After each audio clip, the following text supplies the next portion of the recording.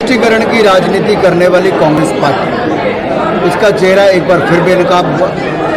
जहां एक और SC, ST, OBC वर्ग का जो आरक्षण है उसका हिस्सा लेकर एक विशेष समुदाय को दे दिया। मेरा सवाल श्रीमान मल्लिकार्जुन खड़गे जी, राहुल गांधी जी और सोनिया गांधी जी से है कि आपने SC, ST, OBC का हक क्यों छीना? आपको किसने अधिकार दिया उनका कोटा काटकर किसी और को देने का?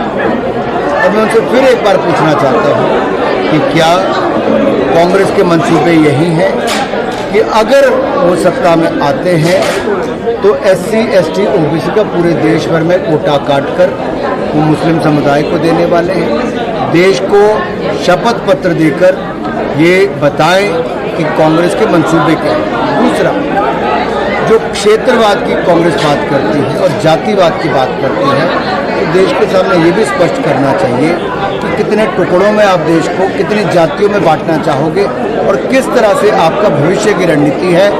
क्या यहाँ पर देश में जो आप कहते हो कि आप सर्वे कराओगे लोगों की प्रॉपर्टी का, धन का, बैंक का, गहनों का, तो क्या स्त्री धन देश में सुरक्षित है? क्या स्त्री धन देश में अगर आपकी सरकार आती है, कांग्रेस की गठबंधन की सरकार आती है, तो क्या स्त्री धन सुरक्षित रहेगा? क्या लोगों की संपत्ति, जमीन सुरक्षित रहेगी? आप कितने टुकड़े उसके करने की सोचते हो, किस किस को बांटने का मन में रखते हो? क्या आपका मैनिफेस्टो कहता है? क्या मनमोहन सिंह जी कहते हैं? ये स्पष्ट आपको करना चाहिए, क्योंकि डॉक्टर मनमोहन सिंह जी ने कहा था कि देश के अल्पसंख्यकों का पहला हक संसाधनों पर है और अल्पसंख्यकों में भी मुसलमानों का सबसे आगे, ये कहा डॉक्टर मनमोहन सिंह जी ने प्रधानमंत्री के रूप में। और कांग्रेस का मैनिफेस्टो भी इस बार कुछ उस और इशारा करता है। राहुल गांधी जी के फिलोसफर, गाइड, मेंटोर और मित्र सैम पिट्रोडा ने भी उदाहरण देके कहा कि अमेरिका में भी मृत्यु के बाद 55% संपत्ति ले ली थी। तो कितनी % संपत्ति लोगों की मृत्यु के बाद कांग्रेस पार्टी हथियाना चाहती है, लेना चाहती है?